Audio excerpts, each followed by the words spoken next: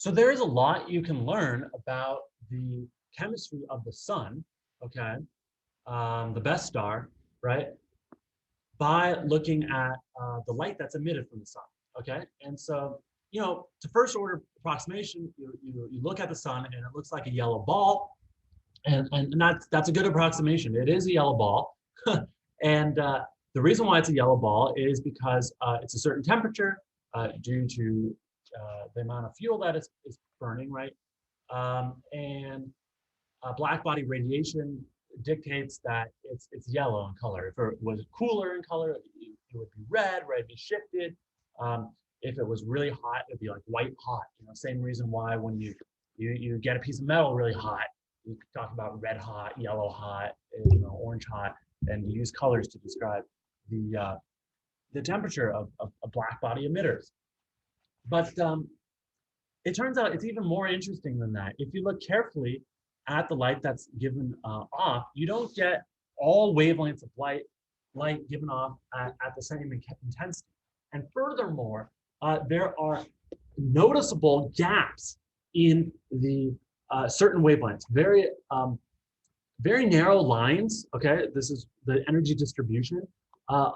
Very narrow, basically dark spots in the light spectrum that's given off. Okay, and so these are due to different elements being present in the sun, and these elements are absorbing the light from the sun, and their electrons are getting excited, and you can look at these. Here's most of the visible spectrum. So this is like 864 that's going out into the near 864 nanometers right here. So that's like near infrared. And here's 390. So that's the end of the ultraviolet. It's going into the ultraviolet. But you can see there's just thousands and thousands of these spectral lines, different intensities, different widths, but they all can be assigned to different elements. And people started noticing this in the early, in the 19th century. And so helium is a fascinating example. Helium is named after Helios, which is a Greek for the sun, because it was first detected in the sun.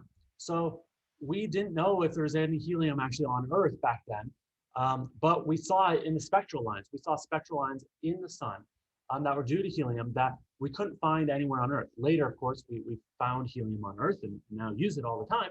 But back then, we didn't. And then eventually, different geologists and stuff were burning rocks, and they would see some different element, let's say erbium.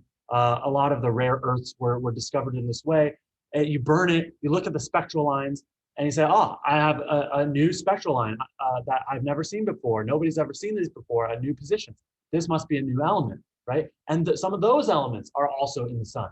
And so, regardless of whether or not you do the burning experiment up at the sun or you do the burning experiment down on Earth with a rock, you're getting the same spectral lines. The same chemistry applies, of course, in the universe as a whole, right? Is the beauty of a universal theory.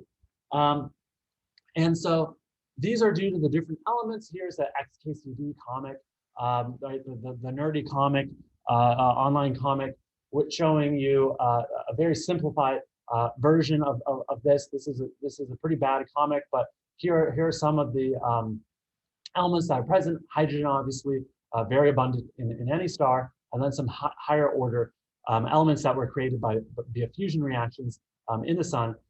Those giant sunglasses, I guess it's referring to the sunglasses caricature that you see sun's wearing, makes no sense. These are actually silicon lines. Okay, I guess the joke was supposed to be silicon dioxide is glass. So those, okay, it's a dumb joke because sunglasses are made of plastic, not silicon dioxide glass. But anyway, but that's a nice, simplified view of the spectral lines in the sun. These are called the Fraunhofer lines after the scientist who first discovered these lines or noticed them.